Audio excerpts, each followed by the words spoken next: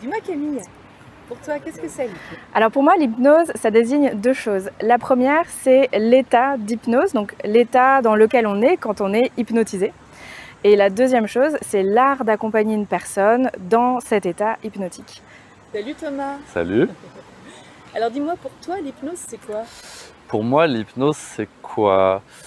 Moi, c'est vraiment un outil qui permet de faire une espèce de pause avec l'extérieur pour se recentrer, pour se réorganiser, pour faire des changements internes pour aller mieux, pour quand on revient au monde réel, entre guillemets, être un peu plus adapté, être un peu plus serein, être un peu plus se sentir mieux. Okay. Moi, ce serait comme ça que je le dirais de manière très perso. Ah, je trouve que c'est compliqué. De sa façon la plus simple, je dirais, c'est un état qui permet d'accéder à des super capacités avec le cerveau, quoi. Qu'est-ce que c'est qu'être en état d'hypnose? En fait, quelle expérience on fait de l'hypnose? Ça, il y a une dimension très personnelle. C'est un phénomène très subjectif. Chacun vit l'état d'hypnose à sa manière, même s'il y a des similitudes entre les gens. Je vis l'état d'hypnose. Quand je suis en état d'hypnose, je perçois des choses, je ressens les choses à ma manière, et quelqu'un d'autre percevra et ressentira d'autres choses. S'il y a quelque chose, en l'occurrence, qui est parfaitement objectif, pour le coup, c'est l'état du cerveau. Ça fait un peu plus de 20 ans qu'on sait maintenant que l'état d'hypnose correspond à un état neurophysiologique particulier qui est observé dans le cerveau. Ça, c'est un état hypnotique, après, sur le plan très concret et objectif.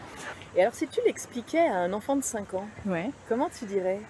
Je dirais que c'est d'être dans le monde des rêves, dans le monde de l'imaginaire, où il y a plein de choses qui sont possibles et où on peut vivre plein de moments très chouettes. Je pense que je ne suis pas le plus doué pour définir ce que c'est que l'hypnose assez rapidement. Par contre, je peux dire que c'est quelque chose d'assez fantastique et quelque chose qui est accessible à tout le monde. Et je pense qu'on ne se rend pas suffisamment compte à quel point on peut facilement accéder à plein de choses en manipulant un petit peu son cerveau, en parlant de la bonne façon. On peut retracer un petit peu l'histoire de l'hypnose très brièvement, mais ça explique assez bien ce que c'est l'hypnose en fait et ce que ça n'est pas. L'origine de l'hypnose moderne remonte à un médecin autrichien qui s'appelle Franz Anton Mesmer. Et les élèves de Mesmer en fait vont se diviser en 4 classes différentes, dont 2 qui sont d'un côté les fluidistes, donc les adeptes de Mesmer, qui garderont cette idée du fluide magnétique qu'il faudrait rééquilibrer par des passes magnétiques. C'est le courant de pensée duquel va découler nos magnétiseurs d'aujourd'hui, les personnes qui ont la croyance en des énergies magnétiques, etc. Et puis il y a un autre groupe qui s'appelle les imaginationnistes. Et donc les imaginationnistes, eux, commencent à remettre en question ça et se disent qu'en fait, ce qui fait la guérison de ces personnes à travers ces passes magnétiques, c'est pas du tout un flux magnétique, mais ce serait plutôt le pouvoir de l'imagination de ces personnes. Mais qu'en fait c'est un principe de suggestion qui active l'imaginaire des personnes et des processus d'auto-guérison quelque part, ce qu'on appelle aujourd'hui l'effet placebo, l'effet contextuel et la suggestion. Et regarde, simplement maintenant ça plie ici. Wow. Regarde, j'aimerais que tu regardes ta main et j'aimerais que tu imagines un oiseau qui est en train de déployer ses ailes et que tu imagines que ta main c'est comme cet oiseau qui déploie ses ailes. Tu vois, il n'y a pas besoin de forcer, il y a juste besoin d'activer ton imaginaire. C'est dingue, hein? Et alors du coup, à quoi ça sert?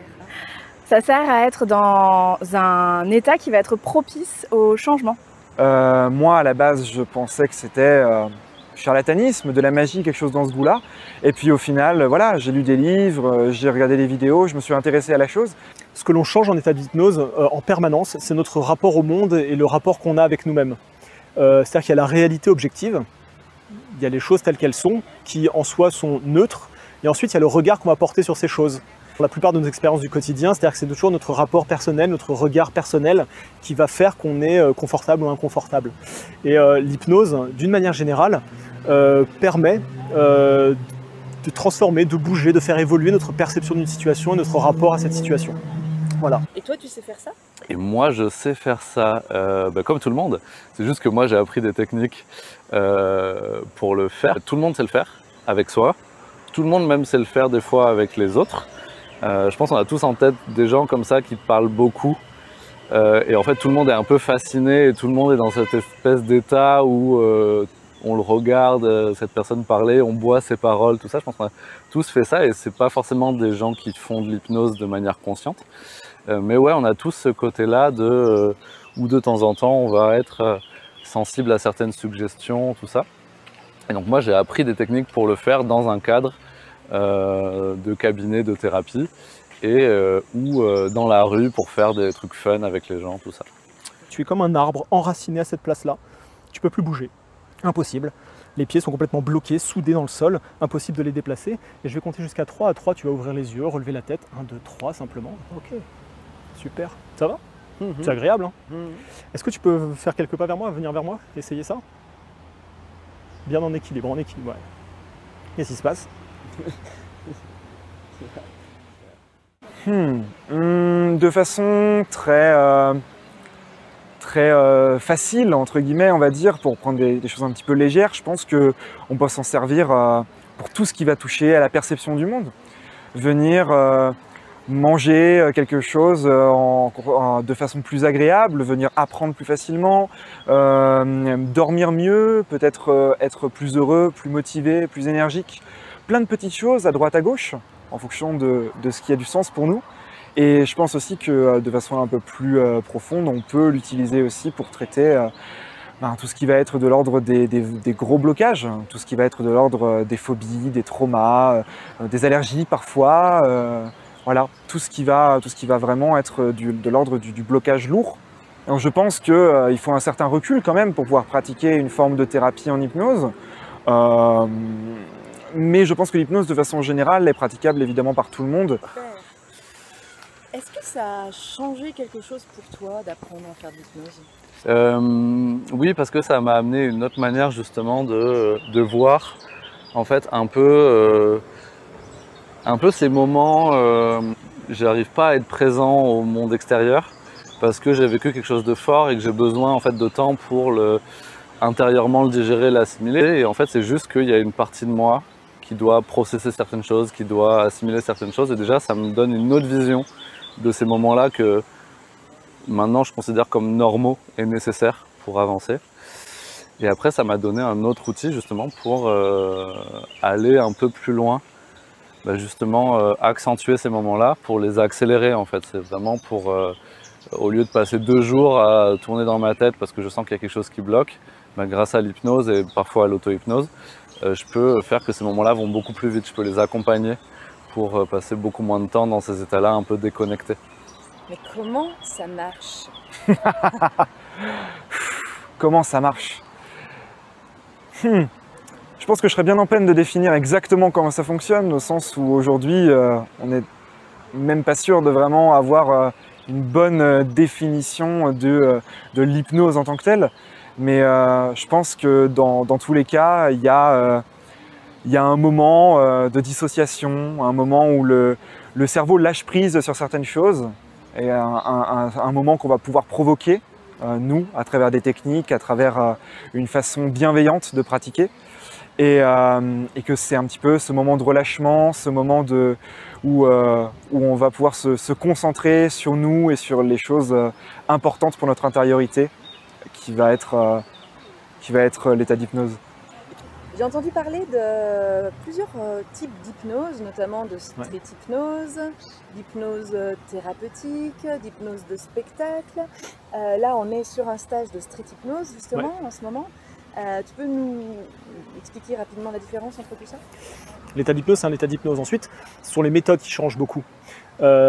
Si vous montez sur scène avec un hypnotiseur de spectacle, la manière dont il va procéder pour vous accompagner en état d'hypnose et la manière dont il va procéder pour vous faire développer des phénomènes hypnotiques plus ou moins impressionnants, plus ou moins intéressants, va être très différente des méthodes utilisées dans un cabinet, par exemple, face à une personne qui a besoin de, je sais pas, de dépasser un traumatisme, de dépasser une phobie, une peur, ou d'évoluer dans une situation de sa vie.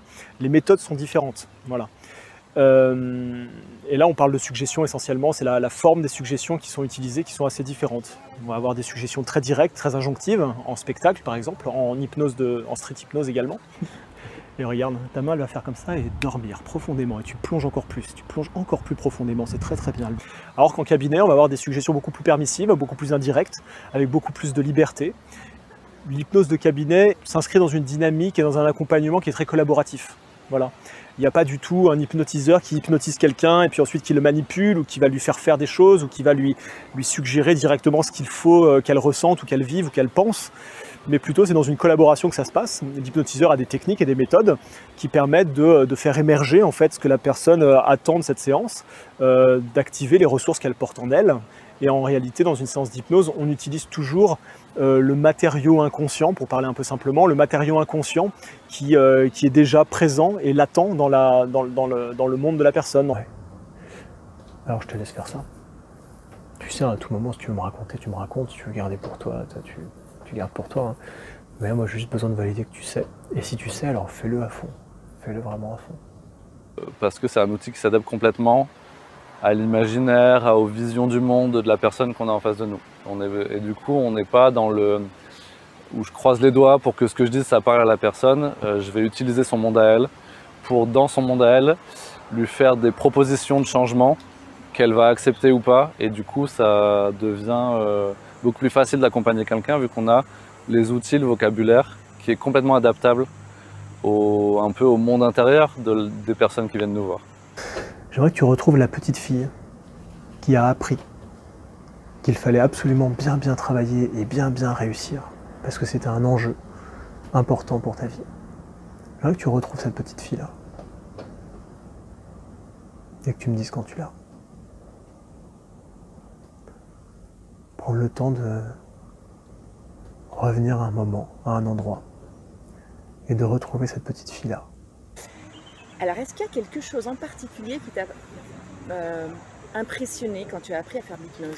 Ouais, franchement, la première chose qui m'a le plus impressionnée sur le premier niveau de formation qu'on a fait en technicien, c'est de savoir qu'on pouvait faire des lévitations avec les bras. C'est ce qu'on appelle les mouvements idéomoteurs et qui sont aussi chouettes à vivre dans le cadre d'un jeu hypnotique, dans le cadre d'hypnose de rue, et de savoir qu'on peut l'utiliser en thérapeutique, donc dans l'hypnose d'accompagnement, ça m'a encore plus bluffé. Et donc une méditation, tu veux dire que c'est la main qui se lève toute seule? C'est la main qui se lève toute seule, d'elle-même, et elle peut même partir voyager, c'est voilà, une lévitation. Okay. On peut même faire des catalepsies, donc avec le bras qui va être complètement rigidifié, super dur, et qui reste complètement bloqué. Et tu veux dire que la personne ne peut pas bouger son bras? Elle peut essayer, elle n'y arrive pas, effectivement. Et toi, tu l'as vécu? Je l'ai vécu, j'ai vécu les pieds collés, j'ai vécu les paupières collées, de ne plus réussir à les réouvrir. Et moi, j'ai trouvé ça super drôle. En état d'hypnose, une personne va avoir la capacité de transformer une idée en acte. Ça, c'est déjà quelque chose qui est énoncé par Hippolyte Bernheim. Te suggérer que ton nez te gratte. Tu peux l'imaginer et te représenter ce que ça fait, alors qu'en état d'hypnose, tu vas être capable de ressentir réellement ce chatouillement dans le nez. En état d'hypnose, une personne peut se rappeler un souvenir très agréable et ressentir cette sensation agréable. Et elle va avoir même la capacité de transposer, par exemple, cette sensation très agréable dans un endroit où il manque de cette sensation-là.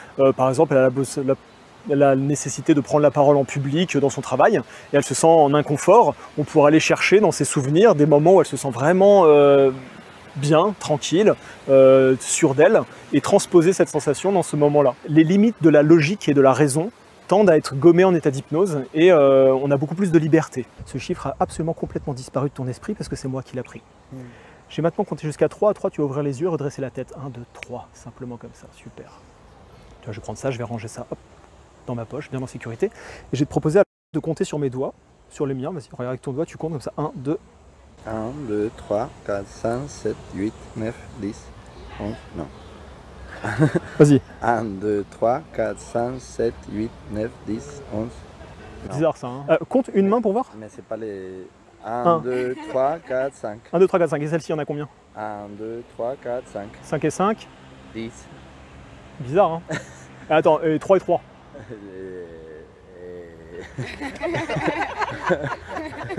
2 et 3. 5. Ok, maintenant regarde, je vais prendre ça simplement et hop, ça revient. 3 et 3. 6. Ouais, tu peux compter mes doigts? 1, 2, 3, 4, 5, 6, 7, 8, 9, 10. Ok, tout va bien, super.